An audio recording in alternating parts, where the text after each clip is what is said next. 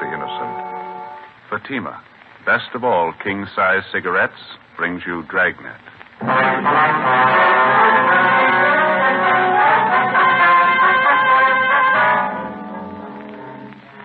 You're a detective sergeant. You're assigned to homicide detail.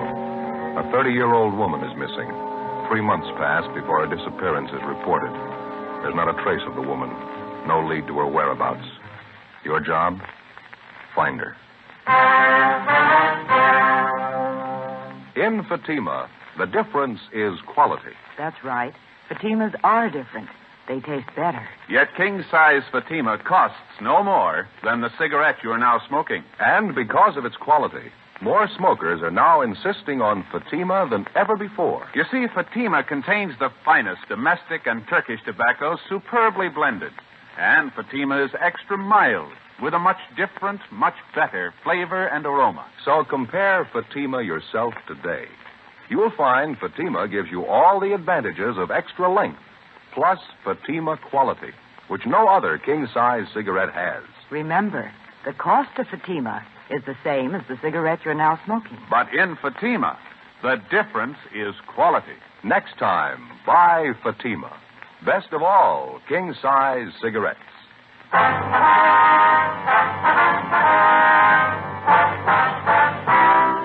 Dragnet, the documented drama of an actual crime. For the next 30 minutes, in cooperation with the Los Angeles Police Department, you will travel step by step on the side of the law through an actual case transcribed from official police files. From beginning to end, from crime to punishment, Dragnet is the story of your police force in action.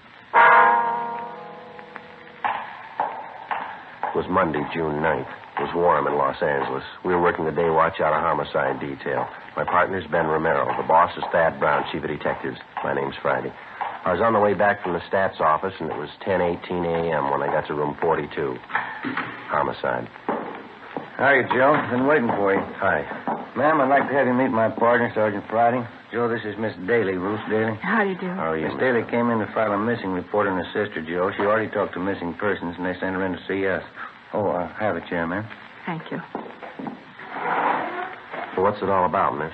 I just started to tell Sergeant Ramirez That's here. Romero, ma'am. I'm sorry. Romero. Well, it's about my sister Bernice, Sergeant. She's missing. I wondered if maybe you people could help me find her. Well, what's your sister's name? Bernice. I guess you want her married name, Mrs. James Butler. Her description would be just about the way I look. Bernice and I are twins. Mm-hmm. When did your sister disappear, ma'am? In March. The first weekend in March. She disappeared on a Saturday. Well, that's 3 months ago, Miss Daly. How is it this wasn't reported sooner? Well, as a matter of fact, I halfway expected her husband to report it. I talked to him about it when Bernice was gone 2 weeks. He didn't seem too worried. Is there any reason for him not to worry? Well, there isn't a way. You see, Bernice has gone off before, about a year ago. She picked up and went to Arizona without telling anybody. When she came back, she said she just wanted to get away for a while. She didn't want to be around here. Well, how long did she stay away that time? Almost a month. Well, how about your sister's married life? She get along with her husband all right? Well, first 5 years they were married, it worked all right. Then it sort of turned sour. I don't know what happened. They used to be happy. Well, what was the trouble, do you know? That's the funny part. I don't. Wouldn't even know who to blame for it, Jimmy or Bernice. Both of them started drinking a lot, pretty heavy. Seemed to me around that time Jimmy began to get a little funny. I see. Has he ever been violent towards your sister, Miss Daly? I mean, has he struck her or anything like that? Oh, no. Really, Jimmy's kind of a milquetoast character. Timid, skinny.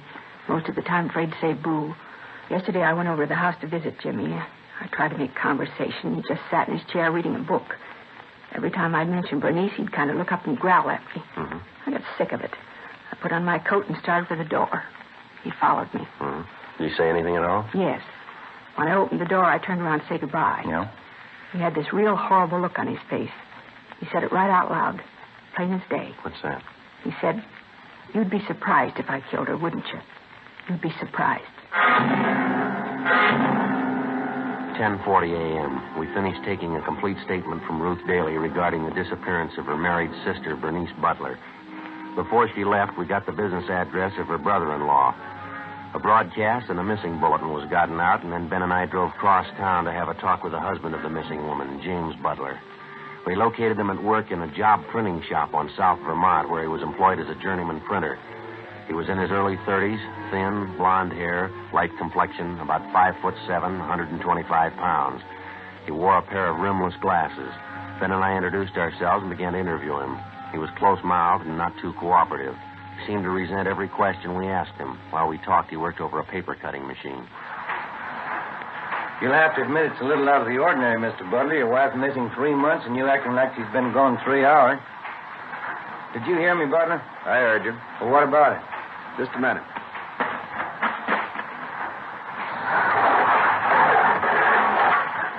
Well? You know, it's not ordinary her going away. I'm married to her. I know my own wife. We talked to your wife's sister this morning, Ruth Daly. She seems to think you might know all about your wife disappearing. She does? That's right. In my way, I got to get that other set of cards. Oh, yeah. What do you think? I don't know. There's something wrong with him. Sure got a big grudge for somebody his size. I wonder what that girl meant when she called him bashful. Yeah, about as bashful as a wild boar in a plum thicket. In my way, I got to get in there. Yeah, go ahead.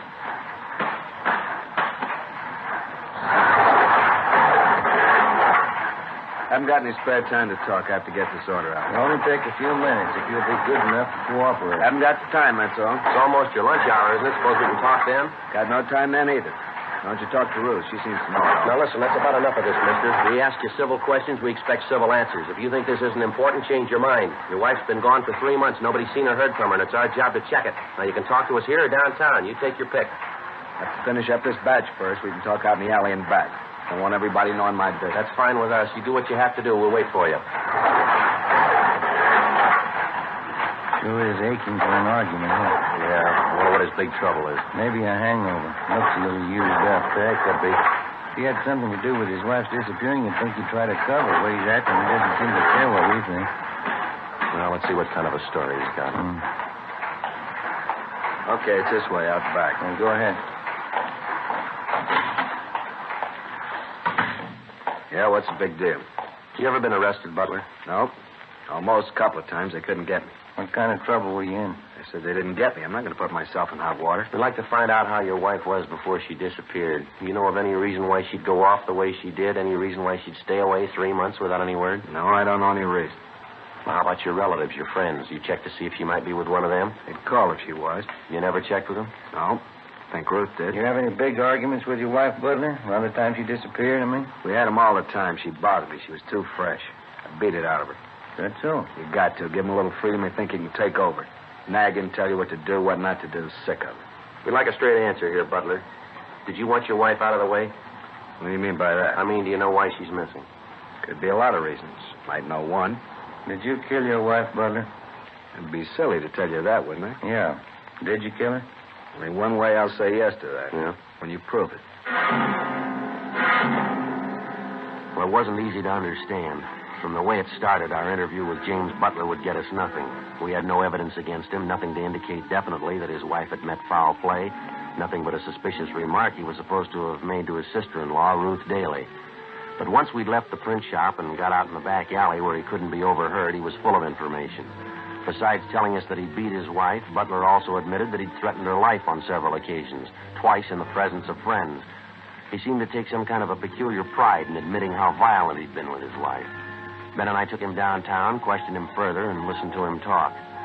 He made veiled hints that he'd been involved in various criminal activities in this country and also in Europe, that he was a close friend with a half a dozen notorious underworld gang leaders, that he was ruthless and clever enough to dispose of his wife if he wanted to and still avoid prosecution. While we were talking, Ben had James Butler's name and description double-checked through the Record Bureau files. There was no previous criminal record listed for him. As far as we knew, at no time had he even been held under suspicion in a criminal investigation. The next day, together with Brian and Lopez from Homicide, Ben and I made the rounds of Mr. and Miss Butler's friends, relatives, and neighbors. 4:25 p.m. We got back to the office. Oh, hi, Lope. Hi, Ben, Joe. What's doing? Nothing great. How'd you two make out? Yeah, it's a funny setup to me. I'd say the guy's a phony. Everybody we talk to, everybody who knows Butler, they all say the same thing. What's that? Guy's afraid of his own shadow. He's a milquetoast. Nothing to him. And what'd you get? Oh, about the same. Every housewife around the neighborhood out where they live, they all told us the same thing. The guy's a hen-pecked husband. His wife laid down the laws, and he follows them. Psycho case, huh? Must be. Don't know how else to explain it. Every time I asked one of their friends if Butler beat up his wife, they laughed in my face. Said he wouldn't even dare cash his check on payday. Had to bring it home. If anybody got beat up, it must have been him. Yeah, it sure tells a great story. He could make you believe he was a bluebird. Did you get any different answers at all, Loper? Yeah, one maybe. Let me take a look. Let's see. Here. Mrs. Irene Brady. She's an aunt of Mrs. Butler. Uh-huh. She said the same thing about Butler, about him being a real mouse and all. And she told us about the dizzy things he'd been doing the last couple of years. Yeah, what was that? Well, 4 or 5 times she said he just went out looking for trouble, go in a neighborhood bar and insult some big stevedore, or he'd get his face pushed in. He always picked big guys. Didn't seem to mind getting beat up as long as he could insult them. Not much doubt, I guess. The guy's ready for the nut for him. Well, apparently he's got a big beef with people who push him around. Maybe he figured if he could take care of just one of those people, he could even up the score. How do you mean, Joe? Well, Mrs. Butler, the wife, she's probably the one who gave him the worst time. If he's a little bit off mentally, that'd make him capable of murder, wouldn't it? Could be, yeah. Maybe the wife poured it on real strong, drove him to it. Crazy as a coot, that guy. Too many movies, mystery books. Oh, I got it. Homicide, Romero. Oh, yes, ma'am. How's that? When was that? Yes, ma'am. Yes, as soon as we can. Bye. That does it. Was it? That was his sister-in-law, Ruth Daly. Just told me she's positive Butler murdered his wife. What makes her think so? Number one, she says Butler told her so. He admitted it to her last night. Well, it doesn't hold any more water than the rest of his stories. I don't know. The Daly girl says she's positive she's got the evidence to prove it. What's that? A murder weapon. Bloodstains all over it. 4:45 p.m. Ben and I got in the car and drove out to the home of Mr. and Mrs. Butler, where we found the missing woman's sister waiting for us on the front stairs. She told us she'd been doing some kind of checking of her own through the house that afternoon. In going over the attic, she said she'd found a claw hammer hidden under a loose board in the attic floor. She said the hammer was covered with what appeared to be dry blood stains. She took us inside, up the stairs, to the attic. Careful of the steps, officers. It's an old house getting ready to fall apart. Yeah. Watch the step here, Joe. Yeah, I'm all right. Go ahead.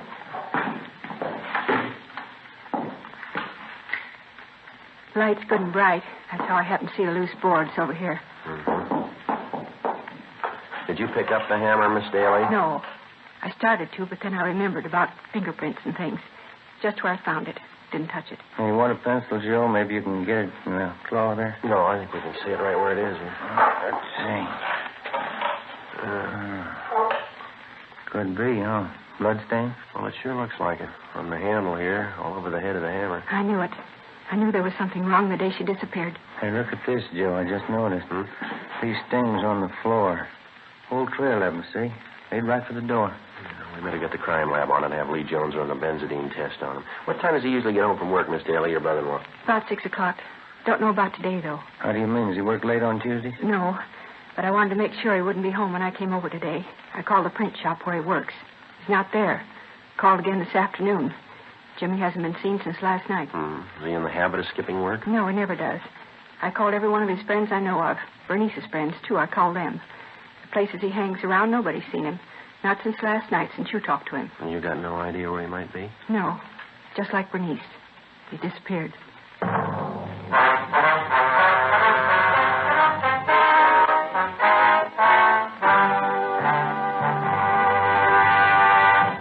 You're in the statistician's office of the Metropolitan Police Department. Have you made the run on this one? WMA, 5'7", 160 pounds. Suspect is left-handed, operates on foot. We punched up the master. The cards are in the machine. We'll make the run now. Okay, fine. There are many suspects to choose from. You're looking for one.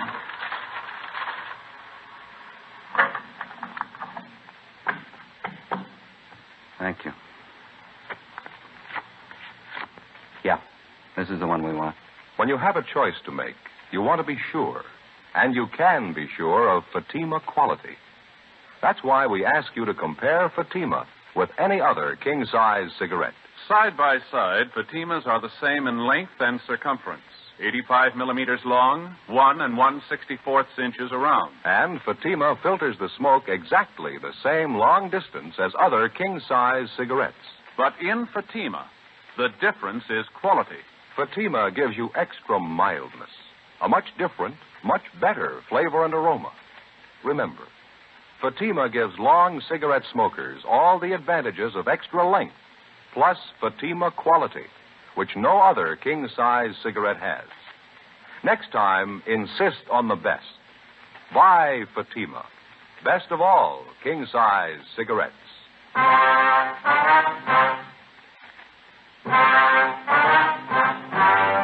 Tuesday, June 10th, 5:20 p.m. Ben got on the phone and called around town to check further on the whereabouts of James Butler, the husband of the missing woman. No luck. We called the office, and they got out a broadcast and an APB on Butler. We drove downtown to the crime lab, gave him the claw hammer that we'd found in the Butler's attic, and asked him to run a benzidine test on the stains. We'd also made arrangements for Lee Jones to run similar tests on the stains we'd found on the floor of the attic. 3 days passed. Butler was gone. There was no sign of him. The search was intensified. Another 3 days went by. Monday, June 16th, we got an answer on the APB. A phone call from the chief of police in Tulare, California. Yeah, James Michael Butler, WMA, 33 years, 5'7", 128 pounds. Blonde hair, hazel eyes.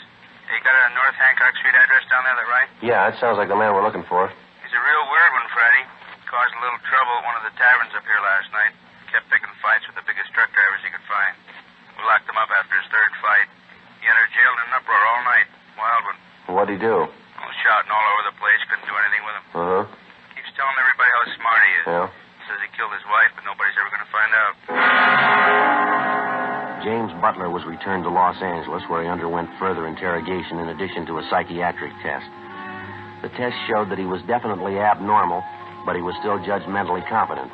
The crime lab's tests on the blood stains found on the hammer and on the floor of the attic in the Butler's home revealed that the stains were made by animal blood, not human. We questioned Butler about it, but we failed to get him to even admit he knew anything about the stains. He was released from custody, but he was kept under surveillance. A week passed. 2 weeks. Nothing developed. Still no sign of the missing woman, Bernice Butler. Still no definite sign of foul play in connection with her disappearance. No definite sign that her husband was criminally involved in any way. Considering all the angles of the case, we were still inclined to figure that he fitted in somewhere. He had some direct hand in his wife's disappearance. We stayed on it. Nothing happened. On June 26th, the twin sister of the missing woman, Ruth Daly, met Ben and I at the office and laid out a plan she had in mind. She insisted we try it. You mean you want to work on his emotional nature and try to get some kind of an admission out of him? Is that the whole idea? That's it, Sergeant. I know what a nut he is about being dramatic. I know it'll work. Well, it's possible, yeah. How do you figure to set it up? It won't be very hard. For one thing, you know, my sister Bernice and I look quite a bit alike. People always take us for one another. Yeah. You can get Jimmy out of the house at night for some reason or other. I'll slip in and go upstairs and put on one of the dresses Bernice used to wear all the time. Mm-hmm. I'll sit there in the upstairs bedroom with just the hall light on. Just enough light so he can see me when you bring him upstairs. I'll even bring over Bernice's pet cat she had, Siamese. He always hated the cat. I don't know, ma'am. I'm not quite sure about it. Well, it might be worth a chance. It's not too orthodox, but maybe it'll work. If I know Jimmy, it'll work, Sergeant. If you can just warm him up to it ahead of time before you bring him upstairs. When he sees me sitting in that room with a cat, I know he'll think it's Bernice. We're bound to get some kind of reaction. That's better than we're doing. Yeah? Ben, what do you think? Sounds like a movie script. I don't know. It's like she says, I guess. We're bound to get a reaction. I know it'll work. I'm sure of it. Joe? All right, let's give it a try.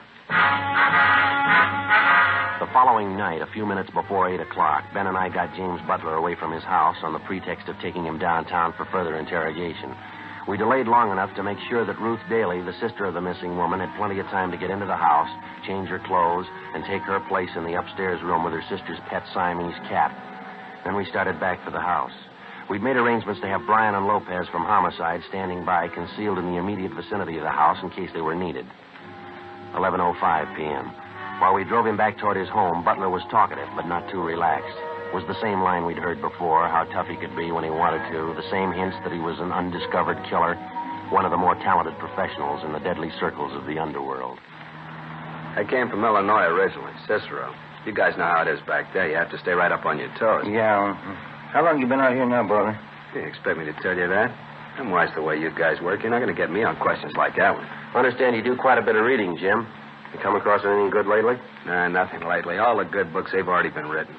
Edgar Allan Poe, Stevenson, de Maupassant, Gogol. They know how to tell a good murder story. These new guys are a waste of time. Reading, that's all reading. That's what I like to do. Not that modern junk, only the best. You take some of Poe and Stevenson, for instance. I know those guys. That's so. Sure, I know their stuff well enough to tell you. I got whole pages memorized. How'd you like to hear some? Stevenson, maybe. All right, go ahead. I have to belie my nature. All men do. All men are better than this disguise that grows about and stifles them. You see, each dragged away by life like one whom bravos have seized and muffled in a cloak. If they had their own control, if you could see their faces, they would be altogether different. They would shine out for heroes and for saints. I am worse than most. Myself is more overlaid. My excuse is known to me and to God. But had I the time, I could disclose myself. That's out of Stevenson, you know. Pretty smart fellow, huh? Yeah, sure is. You got a pretty good memory. I read those books all the time. Nothing better. Is the house all right? Yeah, that's right. Well, maybe I'll see you later, huh? Thanks for the ride. Well, I tell you, we'd like to come in the house with you if you don't mind, Butler. One or two things we'd like to check over, if that's all right with you. It's all right, sure. Guess you ought to know by this time, huh? Nothing I'd hide in that house that you'd ever want to find. Come on, let's go.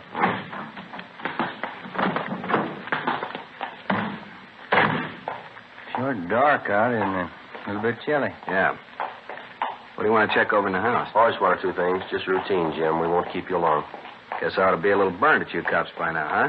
Getting all this rousting. How about laying off pretty soon? Maybe I am getting a little burned.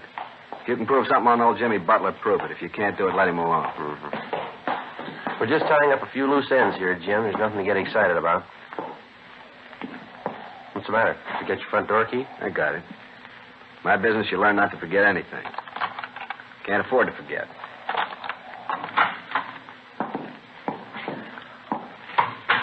Yeah, it's quite a big place you got, Butler. You stay here all by yourself? That's the way I like it, by myself. If you want to look at anything, you can look now.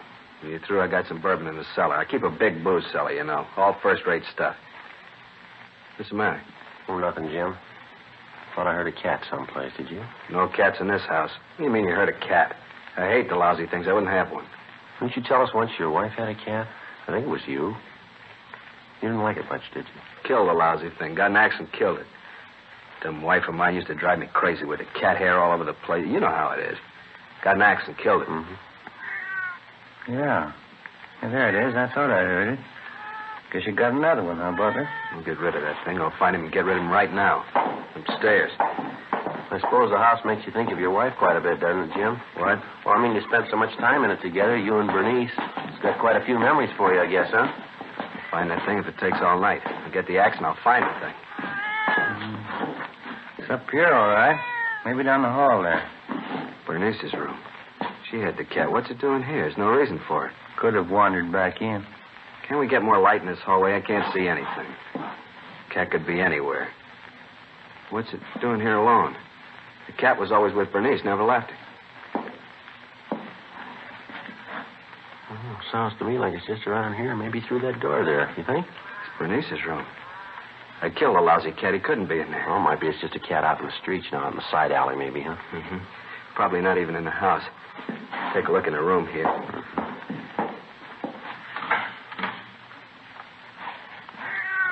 Oh. No, it ain't real. She's not there. She's not there. Don't hurt the cat. Not the poor cat, Jimmy. Don't kill him. Not both of us. Don't kill the cat, please. Don't kill two of us. You go away. You go away. You're not there. It's a fake. You're not there, Bernice. Please, Jimmy. Not both of us. Don't kill both of us. Some kind of a trick. Now, you go away, Bernice. You're dead and I killed you. You're downstairs. You're in the ground. You're deep in the ground. I killed you. You can't be sitting here. Please, Jimmy. Please. All right, Butler. Come here. No. Get away. You get away from me. She's downstairs. She's in the ground. I'll show you. You can't trick me. I'll show you. Grab him, Ben. Grab him. I can't. I can't. Dear God. Come on, Ben, downstairs. Yeah. I tried to grab him. Tried to. He broke away. Yeah. Lopey. Here, Joe. Here. Did you see it, Lopey? Yeah. Good drop from the window. He came fast. Yeah. Not too pretty, huh? Must be something, huh? How about getting a doctor? Yeah, he lost the doctors when he hit that sidewalk. There's only one thing left, I know. Yeah? Call a priest. In his suicide leap from the top story of his house, James Butler died instantly on the pavement below. Afterwards, when the reports were made out and the deputy coroner removed the body, a special detail of men was sent out to help probe the grounds around the Butler home and also the ground directly beneath the house. The search was thorough. The ground was dug up foot by foot, and we found nothing. Butler's last admission before his death that he'd killed his wife and buried her in the grounds adjoining the house seemed to be as empty and worthless as some of the other stories that he told us. The painstaking search for the body of James Butler's wife went on. We found nothing. Alive or dead, there was still no trace of her. Butler's friends and relatives held a modest funeral for him, and he was buried in a small cemetery south of the city. In Missing Persons Bureau, there were still no leads on the case of Bernice Butler. It was still open. Summer finally got to an end. The fall season came and went, and then Christmas and the holidays, and then back into January and February. On a rainy morning early in March, almost a year to the very day when the case started, we got a communication from San Francisco. It had come to the notice of the police through the county health department. In regard to your APB of June so-and-so last year, this is to inform you that Mrs. Bernice Butler has been a patient in the tubercular ward County Hospital, San Francisco, since June 16th of last year. Apparently, her case was considered critical from the day she was admitted to the hospital. Last Thursday, she succumbed to the illness. Identification was established, next of kin notified, but no one claimed the body. She was buried at county expense. I trust this may aid you in establishing facts pertinent to her disappearance. Well, how about that? Well, it doesn't figure, does it? Sooner or later, you get them all. How would you figure out that night we had Butler at the house? I mean, we had his sister-in-law in there, and he thought he saw his wife? Oh, who knows? Suppose he really had himself talked into it. He thought he committed 100% murder. Guess he thought about it long enough till he convinced himself. Must have worked out something like that inside his mind. Mm-hmm. Imagine he lived right through it. Figured he really killed her. When it came for the punishment, he's ready to buy that. There wasn't any way out, so he jumped. Yeah, mixed up can it get, huh? That's too bad. All things considered, I guess he loved her quite a bit. Well, it doesn't seem to matter now what he did. Wasn't much of a chance either way. How do you mean? Well, the girl, TB on one side, maybe murder on the other. Yeah. Either way, she had to die.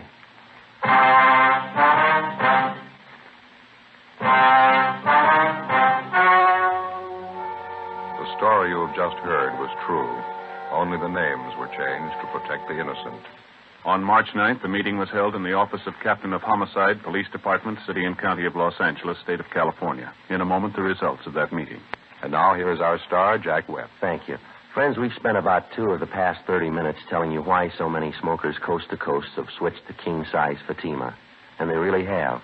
Just listen to some of these brand-new sales figures. I'll give you a few of them state by state, alphabetically, just as they're listed here. Fatima sales up 92%, up 72%, up 107%, up 192%, up 69%. And so it goes, up and up. Thousands and thousands of king-size cigarette smokers are changing to Fatima, and there's a reason. Fatimas cost no more than the cigarettes you're now smoking. They filter the smoke exactly the same long distance as other king-size cigarettes. Yet there's a big difference. Fatima quality, which no other king-size cigarette has. Buy them tomorrow in the golden yellow package. Fatima, best of all king-size cigarettes.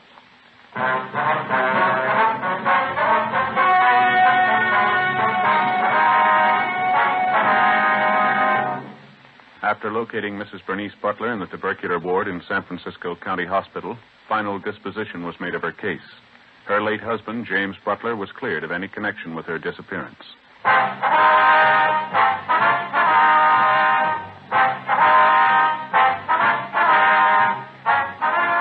have just heard Dragnet, a series of authentic cases from official files. Technical advice comes from the Office of Chief of Police W.H. Parker, Los Angeles Police Department.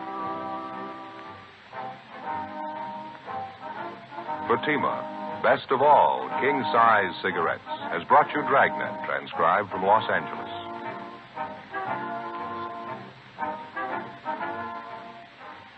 Stay tuned for Counter Spy, next on NBC.